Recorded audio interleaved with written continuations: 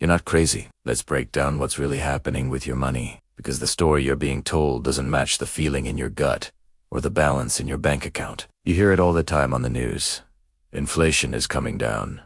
We're winning the fight. It sounds great, right? But then you go to the grocery store, you pay your rent, you fill up your car, and it feels like you're falling further behind. So what's the deal? Are you just bad with money? Absolutely not. The numbers tell a very different story. Let's look at the hard data. Since January of 2021, official statistics show that consumer prices have shot up by about 22.7%. That's a huge jump. Now, you might hear that wages have also gone up, and they are, by about 21.8%. It sounds like they almost kept up, doesn't it? But here's the catch. When you do the math, your real hourly earnings, what your money can actually buy, are still about 0.7% lower than they were before this whole inflation mess started. You're working just as hard, maybe even harder, but your paycheck buys less. So when politicians or experts on TV say inflation is down, what they're really saying is that prices are just rising a little bit slower than they were before. It's like your house is on fire. For 2 years, the flames were spreading like crazy. Now, the fire isn't spreading as fast, but your house is already half burned down. They're celebrating the slower spread, while you're standing in the ashes of what used to be your living room, wondering how you're going to rebuild. That's the feeling. The damage is already done. The high prices are here to stay, and they've become the new normal. Let's translate this into real life. The stuff you deal with every single day. Think about your rent or your mortgage. For so many people, it hasn't just crept up. It's jumped by hundreds of dollars a month. That's a massive chunk of your income gone, right off the top. Then there's the grocery bill. How many times have you walked out of the supermarket in total shock, wondering how a few bags of food could cost so much? For a family, it can feel like your grocery expenses have literally doubled. You're buying the same things, maybe even less, but the bill just keeps climbing. It's not your imagination, and it doesn't stop there. What about all the other bills? Healthcare premiums, car insurance rates, your electricity and gas bills. They're all sneaking up, month after month. Each one is a small paper cut, but together, they're leaving your budget bleeding out. It's a constant, slow squeeze on your finances. The problem is, all of these costs are rising much faster than your paycheck is. Even if you got a raise last year, it probably felt like it disappeared before it even hit your bank account. This is the core of the problem. When wages go up, inflation just eats the gains. It's like getting a $5 raise, but then the price of your lunch goes up by $6. You're technically earning more, but you're actually poorer. And this isn't just a feeling. The national data confirms it. In 2024, the median household income in the United States was basically flat after you account for inflation. It hovered around $83,000, which is barely any different from the year before. People's incomes stalled out completely once you factor in the higher cost of living. So, let's be very clear. If you feel like you're struggling to get ahead, if you feel like you're redoing everything right but still can't build savings or get out of debt, it is not your fault. You're not imagining things. You're not bad with money. You're a participant in an economic game where the math is fundamentally rigged against you right now. The numbers prove that the system is making it harder and harder for the average person to build a secure financial future. It's a silent struggle that millions of people are facing, even if the headlines are trying to tell you that everything is fine. Understanding this is the first step. It's not about blame. It's about clarity. When you know what you're up against, you can start making smarter, more defensive moves with your money. You can start looking for ways to protect yourself from this financial squeeze. We'll be talking more about those strategies in future videos, exploring how to navigate this tough environment. If this video resonated with you, if it put words to what you've been feeling, it really helps us get this message out to more people who need to hear it. You hear it all the time from politicians, right? The job market is strong. Unemployment is low. And if you just look at the official numbers, it seems to make sense. Right now, the U.S. unemployment rate is hovering around 4.4%. On paper, that sounds pretty good. Not exactly a crisis. But like with most things, the real story is a lot more complicated once you start digging. Let's peel back a layer. The number of people who are long-term unemployed, meaning they've been out of work for a while, has been climbing. In fact, we've just seen the fastest 12-month jump in long-term unemployment since the pandemic first hit. That's a major red flag that something isn't quite right. And this idea of a single national job market, it's kind of a myth. The reality is wildly different depending on where you live. Some parts of the country have incredibly low unemployment, practically full employment. But other regions, they're struggling with jobless rates that are getting dangerously close to double digits. It's a tale of two economies happening at the same time. Then there's the question of what we're even counting as a job. A huge chunk of the jobs being created are gig work, part-time positions, or low-quality jobs with no benefits. Think about it. A food delivery driver working 15 hours a week with no health insurance is counted in the exact same way as a full-time engineer with a great salary and benefits package. Does that really give us an accurate picture of economic health? I don't think so. Even the Federal Reserve, the institution in charge of this data, has admitted that their numbers might be a little off. They've pointed out that the way they calculate business openings versus business closings might be artificially inflating the monthly job gains, possibly by tens of thousands of jobs every single month. So, the headline number you see on the news might be overstated. What about wages? We're told that wages are going up, and they are, but just barely. The growth in labor costs, which includes both wages and benefits, has started to cool down. It's growing at about 3.5 to 3.6% annually. When you compare that to inflation, which has been stubbornly high, it means for many people, any pay raise they got was immediately eaten up by the rising cost of groceries, gas, and rent. You're not actually getting ahead. You're just trying to keep your head above water. So, yes, technically, there are jobs. But we need to ask the more important questions. Are these jobs stable? Can you build a future on them? Do they actually pay enough to cover the bills and save a little for a rainy day? For a growing number of people, the answer is no. And here's the really scary part, the thing that keeps a lot of us up at night. What happens when artificial intelligence starts getting even better? We're already seeing AI replace tasks, and soon it will start replacing entire jobs. We're talking about chunks of the workforce, from creative fields to data analysis, becoming automated. When that tsunami hits a job market that's already this fragile and unequal, things could get really chaotic. So, the next time you hear someone say the job market is strong, remember what's really going on beneath the surface. The numbers don't tell the whole story. The real story is in the quality of the jobs, the stability they offer, and whether they provide a decent life. That's the conversation we need to be having. Are you feeling secure in the current job market? In some ways, it's already begun. Major U.S. banks are reporting that AI is doubling productivity in certain departments, with executives mentioning efficiency gains of up to 50% in operations. Reports from firms like McKinsey are calling AI the next productivity frontier, estimating that generative AI alone could add up to $4.4 trillion in value to the global economy every year. That sounds fantastic, right? But here's the crucial question.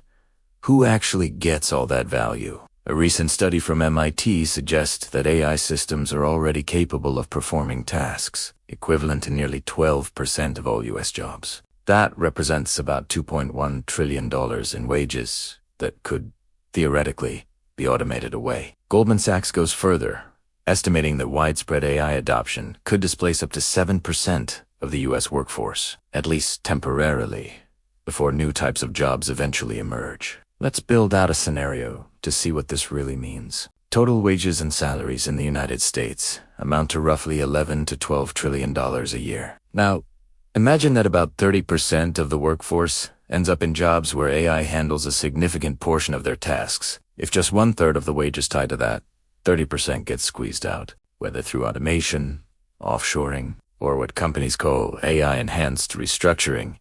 We're looking at a staggering figure. That's $1.2 trillion in annual wages at risk. And that money doesn't just disappear. It gets redirected upward, flowing into corporate profits, stock buybacks, and bigger executive bonuses. It vanishes from the pockets of everyday people who spend their income on essentials like rent, food, cars, and supporting their families. This is money that fuels the real economy. Some economists argue that AI will boost productivity and GDP in the long run, maybe adding a percentage point or two to economic growth. But here is the problem. If those gains are captured almost entirely by corporations while wages for the average person get squeezed, we create a disconnected economy. We'll see GDP numbers go up. The stock market will soar, but regular people will feel poorer. An AI doesn't have to eliminate your entire job to have a negative impact. It can chip away at your financial security in other ways. It can slice your job into smaller tasks and automate half of them. It can transform stable, full-time roles into precarious, gig-style task work. Crucially, it destroys your bargaining power. Your boss knows a bot can do 40% of your job for a fraction of the cost, which puts you in a much weaker position when it's time to negotiate. So, when we talk about AI integrating into the workforce over the next 2.5 years, we're not just talking about robots in factories. We're talking about a massive shift affecting call centers, back office, administration, junior analysts, marketing, HR, and customer support. Even creative and professional fields like coding, design, and legal research are being impacted. If we allow this AI revolution to unfold the same way we handled globalization and automation in the past few decades, we could be looking at another massive transfer of wealth. It's essentially a giant wave of wage theft, disguised this time as innovation. The next 900 days are critical, and the decisions we make now will determine whether it creates shared prosperity or deepens the economic divide for generations to come. To really get it, you can't just look at the technology. You have to look at what's been happening in our economy for the last 50 years. Let's rewind a bit, and you'll see why people are so worried. First, let's talk about the gap between CEOs and their workers. Back in 1965, the average CEO at a major American company made about 21 times what their typical worker earned. That sounds like a lot, right? Well, fast forward to 1978, and that ratio jumped to 31 to 1. By 1989, it was 60 to 1. Then came the dot-com boom, and by the year 2000, it had absolutely exploded to somewhere between 360 and 380 times the worker's pay. In recent years, it's hovered around 300 to 1. Think about that. Since the late 1970s, CEO pay has gone up by over 1,000%. And the typical worker's pay? It's barely budged, growing by only about 10 to 15% after you adjust for inflation. The top got a rocket ship. Everyone else got the stairs. Now, let's look at another piece of the puzzle. Productivity versus pay. Since 1979, American workers have gotten incredibly more productive. The amount of stuff we produce per hour has climbed dramatically. You'd think that if we're all working smarter and harder, our paychecks would reflect that, right? Wrong. The pay for the average worker has lagged far behind. This has created what economists call the productivity pay gap. By the early 2020s, this gap was massive, around 70 percentage points. Our economy became a powerhouse of productivity, but the people actually doing the work didn't get their fair share of the rewards. The value we created went somewhere, just not into our pockets. This directly impacts the middle class. Remember? The post-war boom.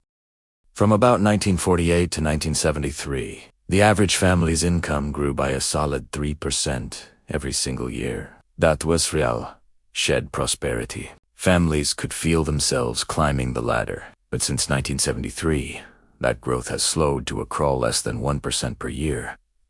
It's been a long, slow grind instead of a steady climb. In fact, for middle-wage workers, their hourly pay has only gone up about 6% in total since 1979. Once you account for inflation, low-wage workers have actually seen their pay go down a bit.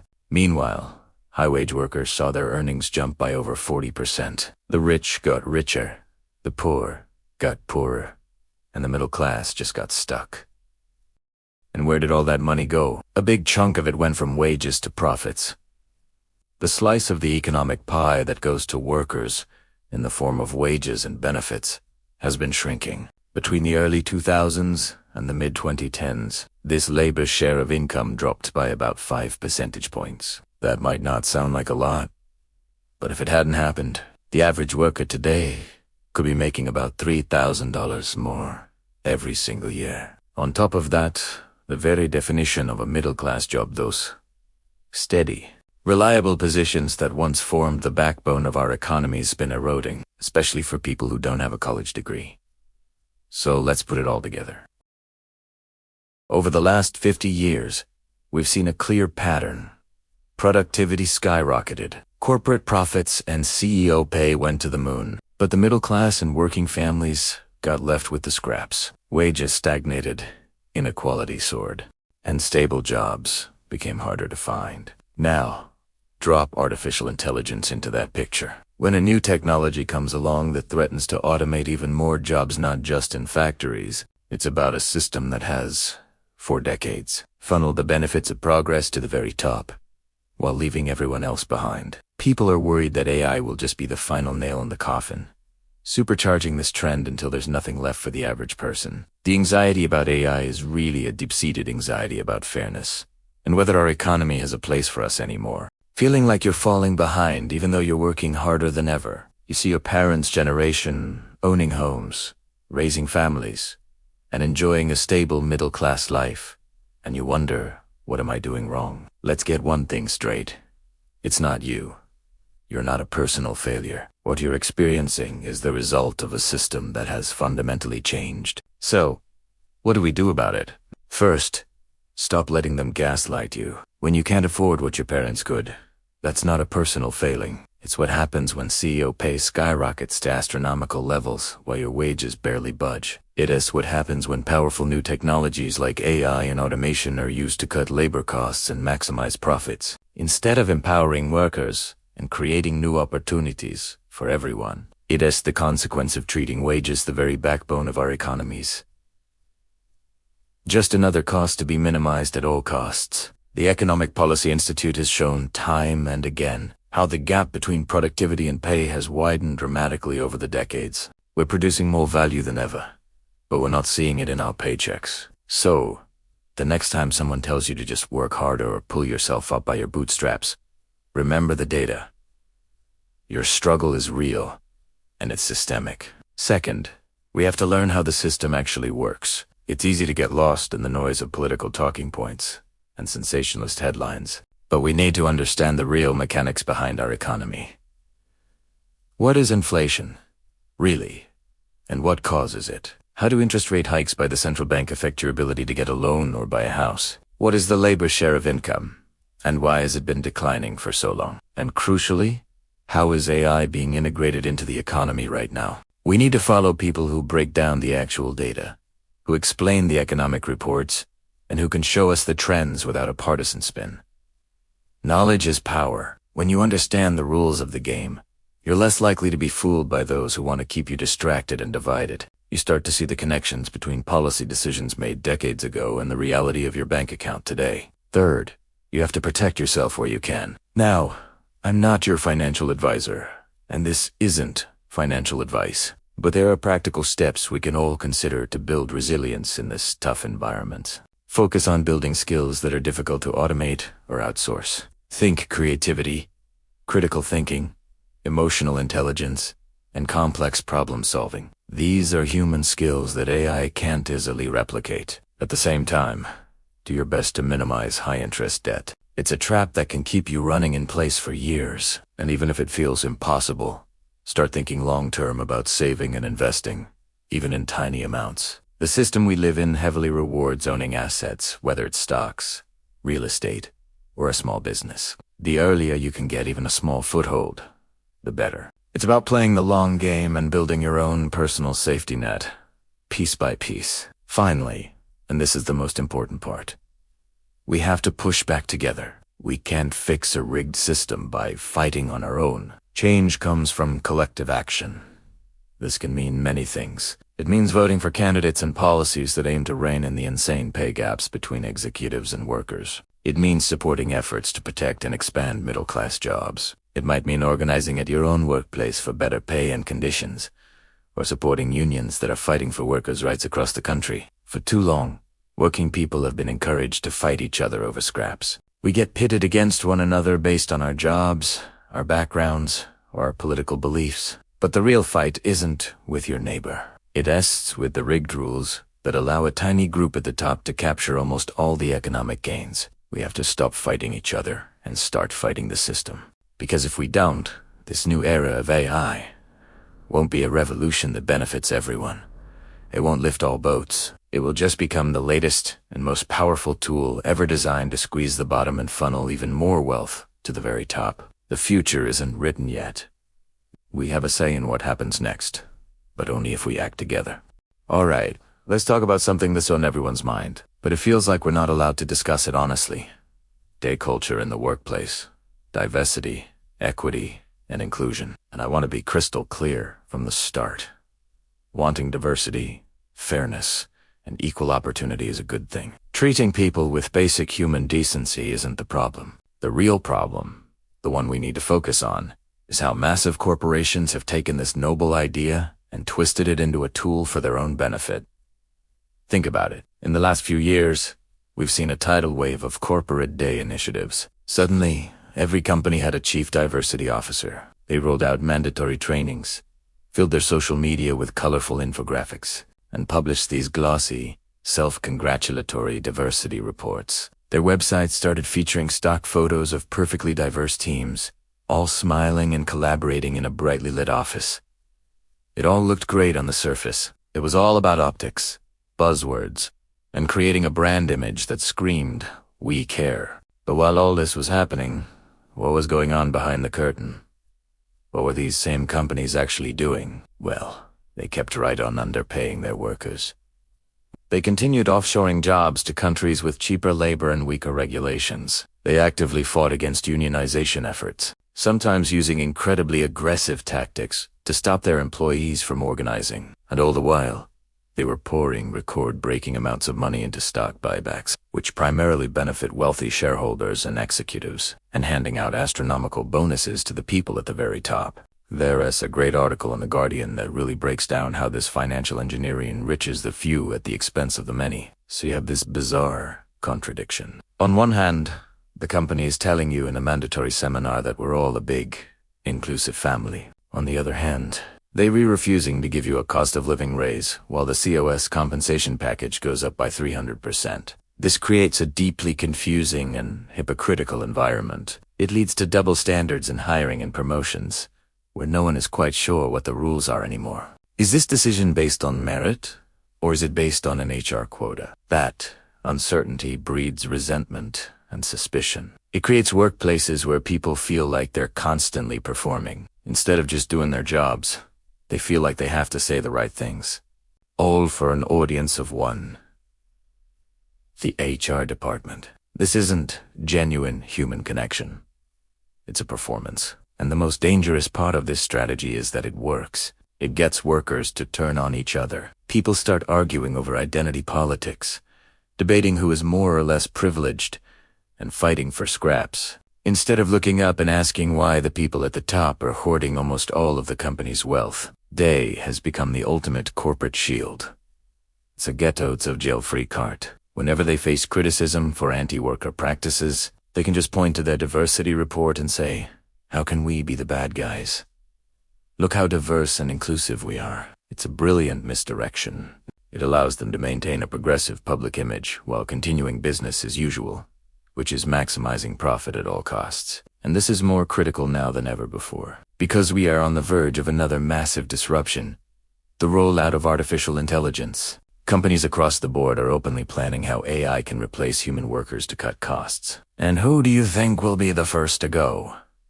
It won't be the C-suite executives. It will be the entry-level and mid-level jobs.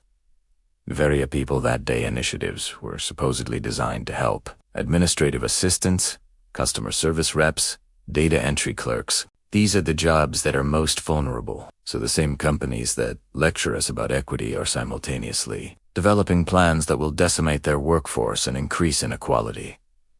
At the end of the day, we need to see this for what it is. This isn't really a culture war battle of day versus anti-day. That's the frame the powerful want you to use because it keeps us divided. The real conflict, the one that has been going on for centuries, is workers versus corporate greed. And right now, DEI is being used as a very effective smoke bomb to distract us all from the fundamental question. Who is actually creating the value in a company? And who is getting the money? Once we start asking that question, everything else starts to look a little different. All right, let's talk about generations, specifically the baby boomers. And right off the bat, let's be clear. Not every boomer is rich, and not every boomer is some kind of villain. But when we look at them as a generation, it's undeniable. They lived through one of the best economic deals in American history. Think about it. College tuition was cheap, sometimes even free at public universities. You could actually buy an affordable starter home. Unions were strong in a lot of key sectors, which meant better wages and benefits. It was common for a single-income household to comfortably support an entire family. This was all happening during a time when the industrial economy was booming and the middle class was rapidly expanding. It was a period of incredible opportunity. But then, over the next few decades, things started to change. A lot of political and economic decisions were made, often with the support, or at least the tolerance, of boomer voters. And these decisions basically rewrote the rules of the game. Deregulation and offshoring became the new normal. Factories that were the backbone of many communities were moved overseas in search of cheaper labor. This absolutely gutted countless middle-class jobs. The economy also became heavily This shift put Wall Street and maximizing shareholder value above the well-being of workers and the health of local communities. Suddenly, companies were more loyal to their investors than to their employees. At the same time, zoning laws got stricter and NIMBYism, that's not in my backyard, politics ran wild. This severely limited the supply of new housing, especially affordable housing. As a result, homes transformed from being places to live and raise a family into speculative assets, driving prices through the roof. And what about education? Massive cuts to public funding meant that colleges had to raise tuition to make up the difference. What was once an affordable stepping stone to a better life turned into a massive debt trap for millennials and Gen Z. The numbers are staggering. According to the Center on Budget and Policy Priorities, state funding for public 2- and 4-year colleges in the 2018 school year was more than $6 billion below its 2008 level, after adjusting for inflation. It's a huge shift. Now, most boomers didn't wake up every morning with a master plan, thinking, how can we ruin the system for our kids? That's not what happened. It was more subtle than that. The policies and priorities that came to dominate their era just happened to have some very specific consequences. They funneled a ton of money to the very top, to the wealthiest 1%. They protected the interests of people who already owned assets like stocks and real estate. They allowed CEO pay to explode to astronomical levels, while worker wages stagnated. And the result? Younger generations are now left staring at a landscape where they can't afford a home. They're saddled with student loans they can't pay off, and they're working jobs that don't offer the kind of stability their parents and grandparents enjoyed. So when you hear people say, boomers ruined it, what they're really trying to express is this feeling that the economic choices of that era effectively pulled up the ladder behind them. The system that allowed one generation to prosper was dismantled, piece by piece. And now, just as younger generations are trying to figure out how to climb what's left of that rickety ladder, a new force is entering the picture of AI.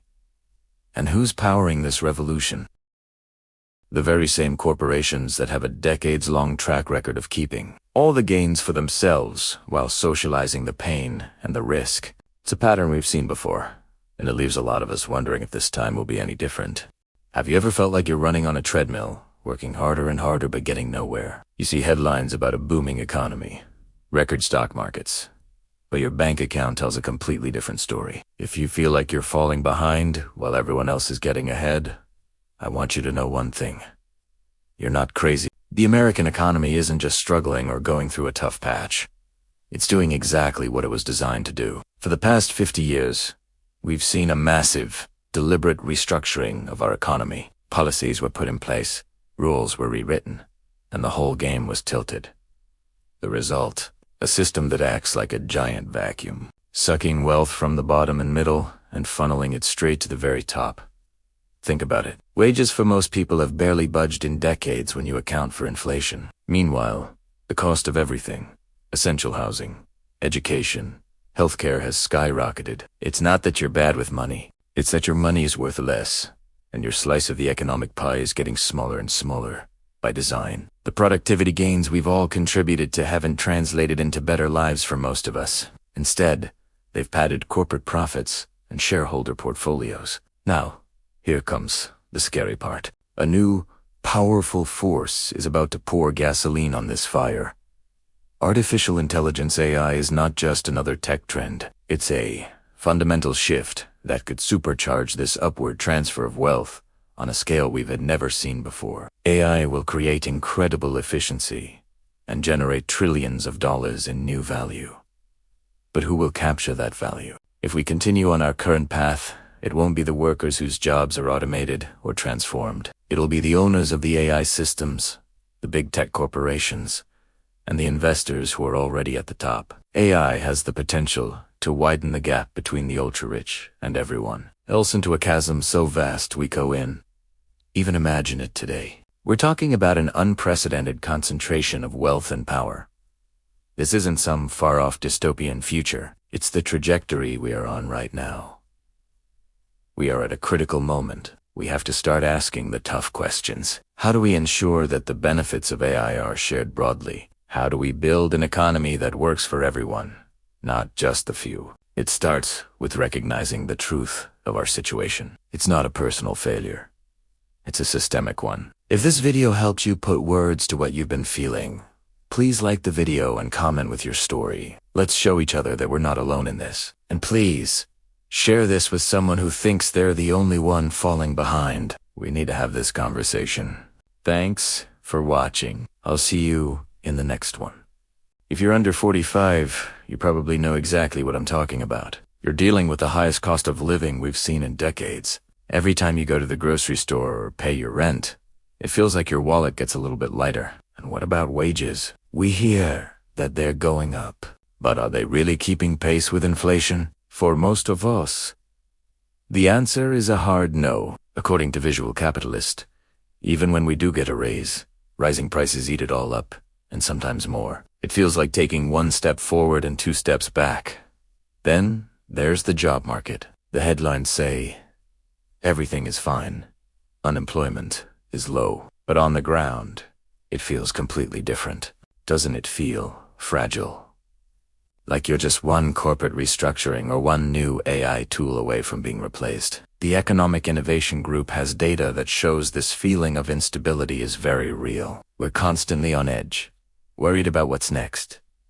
Meanwhile, what are the big corporations focusing on? We see a lot of talk about diversity and inclusion, and we hear endless buzz about AI innovation. These things sound great on paper, but behind the scenes, it often feels like the real goal is just to find new ways to cut labor costs and maximize profits. The human element, our well-being and job security, seems to get lost in the shuffle. And what about our leaders? It seems like we get a lot of talk about vibes and narratives. We're told the economy is strong, but that doesn't match our reality. We need real, structural fixes for the housing crisis, for the insane cost of healthcare, and for the massive gap in wage inequality. The Center on Budget and Policy Priorities highlights these systemic issues, but real, tangible solutions seem to be perpetually just around the corner, never quite arriving.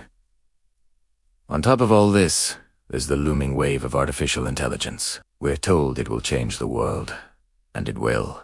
But how?